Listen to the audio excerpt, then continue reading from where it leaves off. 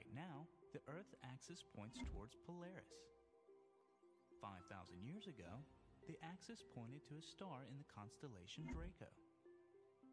And 12,000 years ago, the brilliant star Vega was the pole star. And because of the 26,000-year cycle, Vega will be the pole star again in 14,000 years. The precession of the equinoxes is caused primarily by gravitational forces of the Sun and the Moon acting on the Earth. While the axial tilt is the primary cause of seasons on the Earth, the distance from the Sun, which changes throughout the year because of the elliptical shape of the Earth's orbit, contributes a small bit of temperature variations throughout the year as well.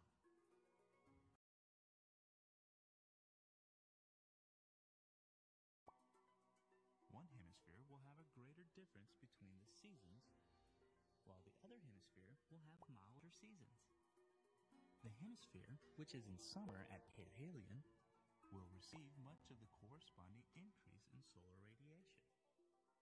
But that same hemisphere will be in winter at aphelion and have a colder winter. The other hemisphere will have a relatively warmer winter and cooler summer.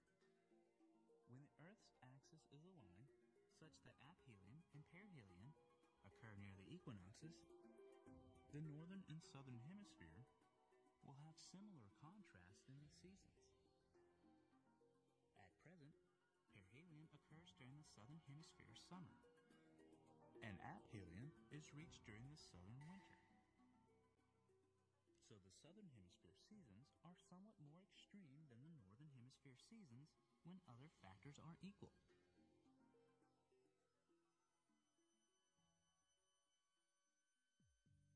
In addition, the gravitational effects of other planets cause the ellipse of our orbit to slowly spin around the Sun.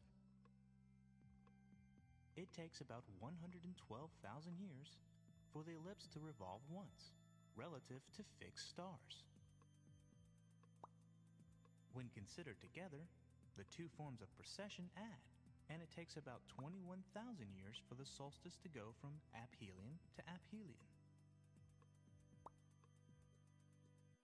The dates of the perihelion and the aphelion advance each year on this cycle, an average of 1 day per 58 years. The eccentricity of the Earth's orbit is a measure of how round or how oval the orbit shape is.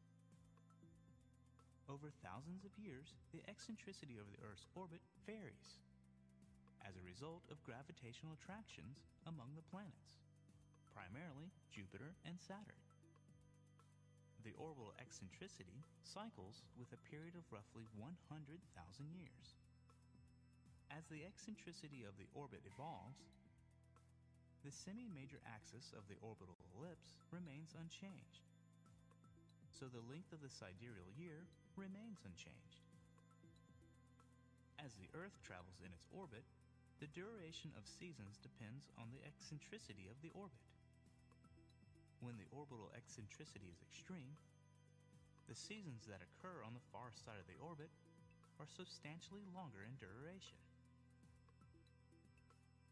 In addition to axial precession, there's the axial tilt, the angle the Earth's rotational axis makes with its orbital plane. It is currently about 23.4 degrees and is declining. This tilt varies from 22.1 degrees to 24.5 degrees. It makes one complete tilt and back every 41,000 years. This change in tilt is directly related to ice ages on Earth. The last maximum tilt occurred in 8700 BC, and the next minimum tilt will happen in 11,800 AD. The inclination of Earth's orbit drifts up and down relative to the present orbit, with the cycle having a period of about 70,000 years. And the orbit also moves relative to the orbits of other planets as well. By calculating the plane of unchanged total angular momentum of the solar system, we can define the orbital plane called the invariable plane. it is approximately the orbital plane of Jupiter. The inclination of the Earth's orbit has a 100,000-year cycle relative to the invariable plane. This 100,000-year cycle closely matches the 100,000-year pattern of ice ages.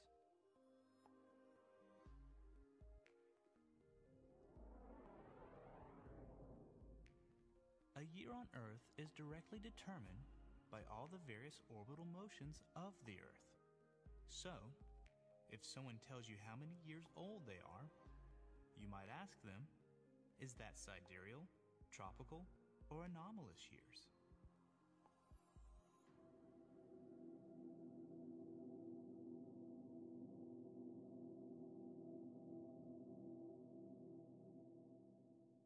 Want to see something really big?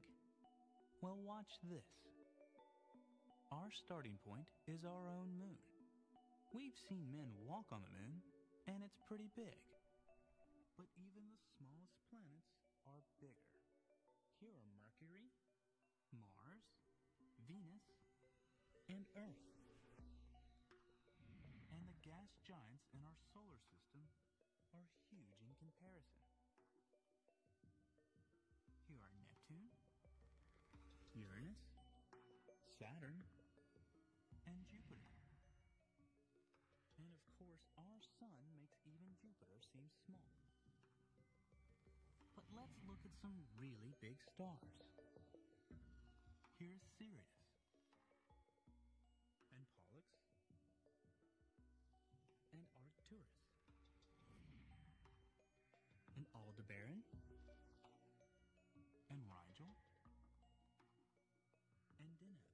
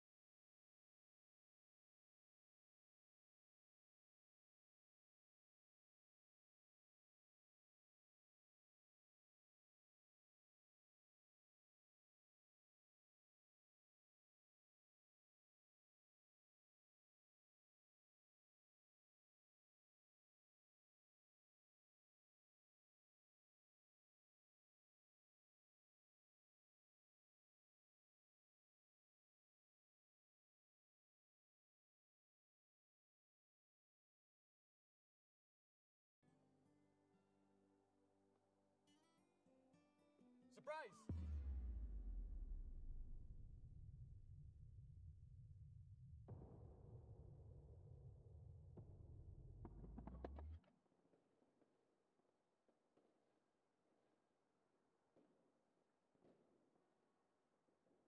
क्या तुम्हें पता है कि Oppo one time free screen replacement लेता है?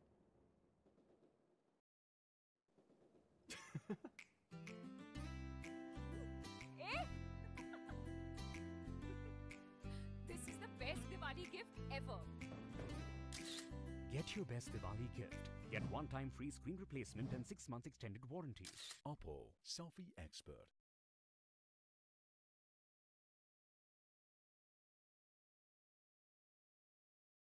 Collapse, and the shockwave from the collapse blows the outer layers of the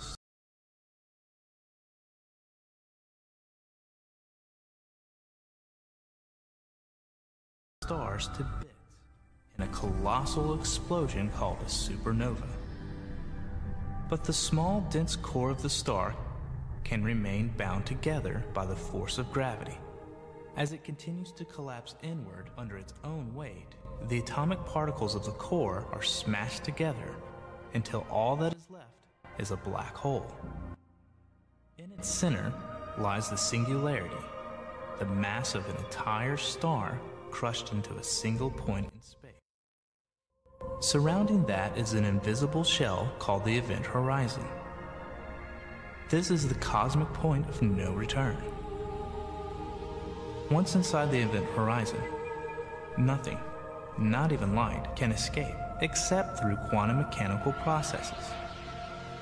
Supermassive black holes may contain billions of times the mass of our sun. These monsters lie at the center of every large galaxy. Micro black holes have tiny masses at which the effects of quantum mechanics are very important. Black holes of this type have been proposed to have formed during the Big Bang and would quickly evaporate due to said quantum mechanical effects. At the end of their life, it is believed that they would emit a sudden burst of energetic particles, but no such bursts have been detected as of 2008. We can never see into or directly know about what happens inside the event horizon of a black hole. In effect, any object that crosses this imaginary line has left our universe for good. But if nothing, not even light, can escape a black hole, then how do astronomers manage to detect them? It is possible to imagine spotting a solitary black hole by observing the bent starlight from behind it. But a better chance of detecting one would arise if they were not alone in space, but accompanied by another star. This black hole is drawing matter from a companion star, which orbits it at a distance safely outside the event horizon. As the gas spirals into the black hole, it heats up and emits huge quantities of high-energy radiation. Intense radiation emerging from a small area, or stars orbiting small invisible companions, these are telltale calling cards of a black hole.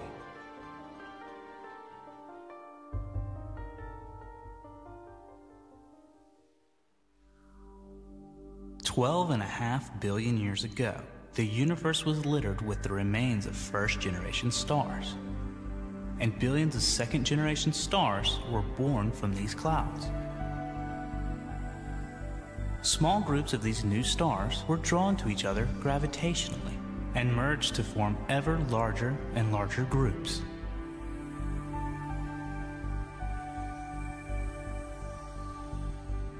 Our own galaxy, the Milky Way, is an example of a spiral galaxy born in this early era.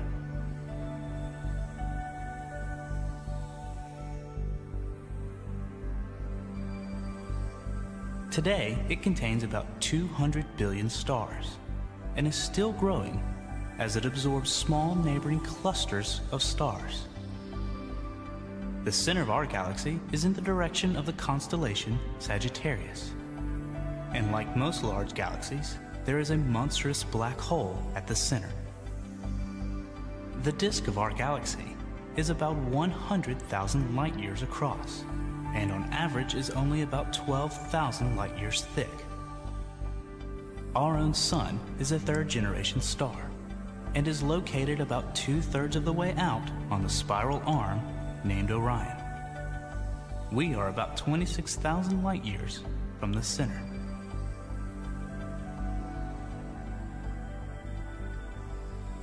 The Milky Way is a member of a group of 20 or 30 galaxies and star clusters called our local group.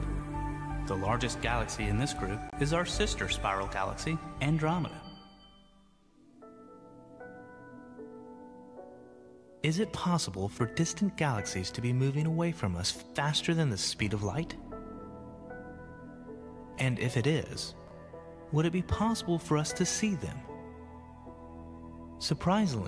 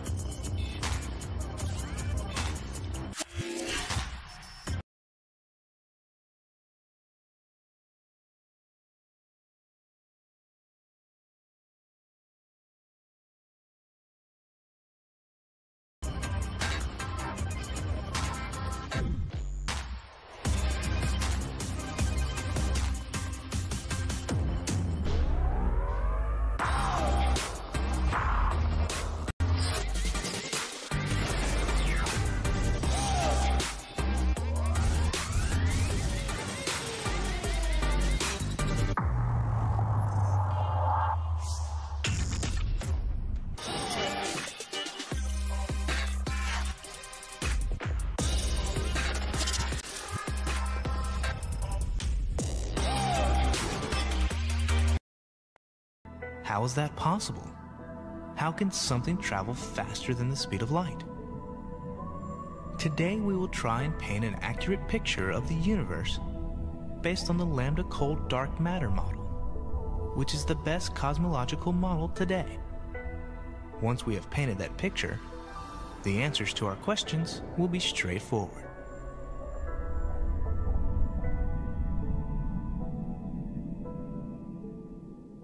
Foam sort of something existed before our own universe began, before our Big Bang. Then we simply let Heisenberg's uncertainty principle go to work for us. If we look at the tiniest speck allowed by quantum mechanics, a small volume with a Planck length as its linear scale, the speck would have a volume of 10 to the minus 99 cubic centimeters. And the largest amount of mass, or energy, that we could put in this volume, without it becoming its own black hole, is about 1/100,000th of a gram. Interestingly, the uncertainty principle allows this much stuff to be created out of nothing for as long as 10 to the minus 43 seconds. Not a very long time, but it will prove to be enough. Because if that much energy is created in the form of a certain type of scalar field, then we have just successfully created a universe. The best model of how our early universe grew after that initial quantum fluctuation created it